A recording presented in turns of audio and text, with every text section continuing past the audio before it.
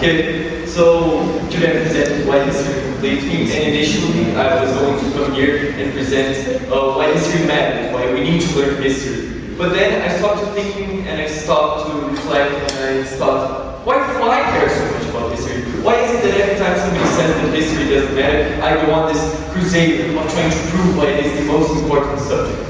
And so I stopped and reflected, and coupled by the period of my life, which is the college applications, in which I am applying to the United States, and one of the steps is writing this personal statement, in which one of the prompts is, what do you want to tell the university which your grades or other things will not tell them? And I ended up choosing history, and how history is very important to me, and how it changes my worldview, and how every day I'm trying to learn more and more and more about the past. And in addition to that, I also have been committing a lot of mistakes in this past year. 2024 has not been my year, and I'll say this much, because I haven't made the right decisions, and I needed to learn more about why and how can I go through this. And so I looked at this quote, which I got so much, which is, history doesn't repeat itself, but it often rhymes, by Mark Twain. And it isn't in the way of like history rhyming, it's seeming very similar in multiple stages, as in China unifying itself and then it collapsing, and then it unifying itself, and then it collapsing, and then it unifying itself, and then it collapsing, and again, and again, and again, and again, and again, and again. No, it is in the way of the historical figures which I value and those whose own philosophies I try to reach. So here we have some of them, which is Alexander Hamilton, founding father of the United States of America, Catherine the Great, the first and only female leader of Russia, Charles XII, King of Sweden, Martin Luther King Jr., the great civil rights activist, Joseph Broz Tito, a partisan liberator of Yugoslavia, and Lyndon Johnson, President of the United States.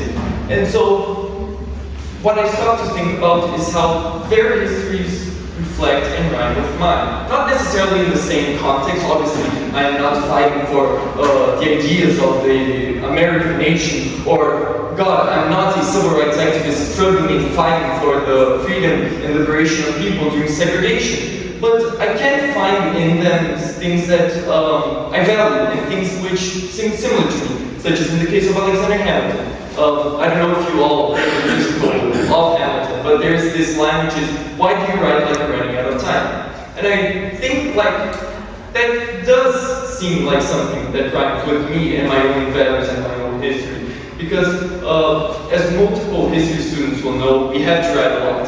And I chose to go that, and I chose to not only go into history, but history higher level, and even retake those tests once the grade was satisfactory to me. And so I kept writing and writing in these papers and tests. And furthermore, I even wrote summaries of the contents that we were learning, and even I got surprised at how much and how the extent which I wrote. I wrote like I didn't have enough time. Which sometimes I think I don't, but you know.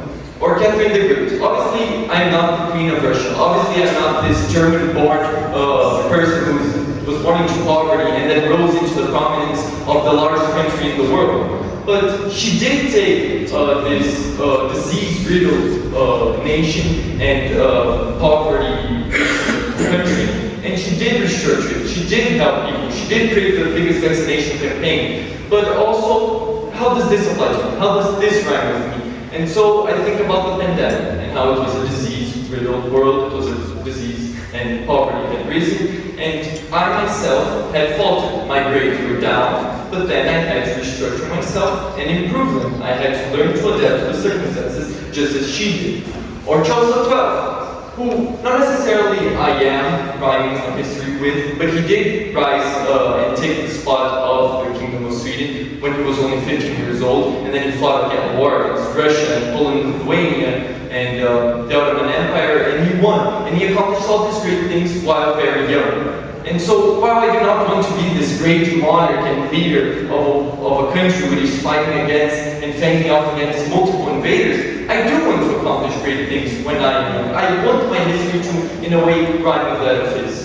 Also, we have Martin Luther King, who, as I said, I am not a civil rights activist. I am not fighting for the liberation of the people in a segregated world. But he does teach me something, and rhymes with me in the way that we both value the power. We both value the power of our voices, and how we have this innate belief that through speaking and speaking out against what we think is wrong is the best way for us to achieve these great things and change the world in which we do not believe is correct. Also, we have Joseph Tito, who in the case, he unified this nation full of 60 ethnicities, and he accomplished great things in unifying a country which was riddled by Nazis and poverty once again, and then unifying itself and bringing it to one of the most powerful countries in Europe. And it was through unity and his strong belief in this unity that he was able to accomplish these things. And I do believe that cooperation with other people and this gathering of minds and gathering of different thoughts is the way that we move forward. And finally, Lyndon Johnson. Once again, similar to Charles XII, not necessarily my life is rhyming with his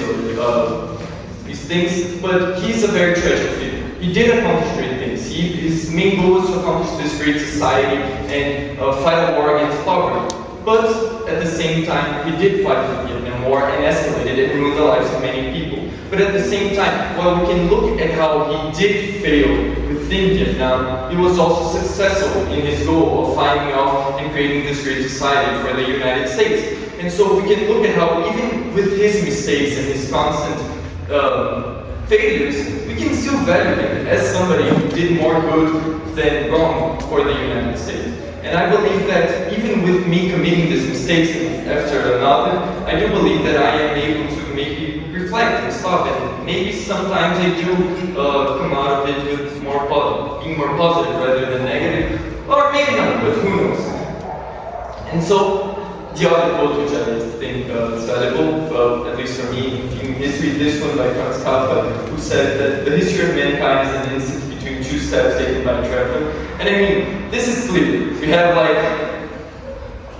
in a country, we have an election, and so, the country may elect this terrible, horrible leader, or it may elect this great leader. But it is the nation and the people voting within their history and changing it into the better option or the worst option. And so we can also see this in the decisions we make. It's all full of decisions.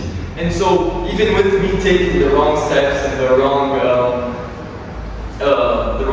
way forward, it may be that also I may come out of it and reflect and have my own interpretation of the things I have committed and the wrongdoings which I may have accomplished. And then I reflect and see which I have failed. I have not accomplished the things which I have. But it's through this perception and this analysis of my failures which I can move forward. Which I have also the example of a car. You're always going forward, and you're always driving, you have your goal, but you do need to look back to see if you can go, and if you can change lines.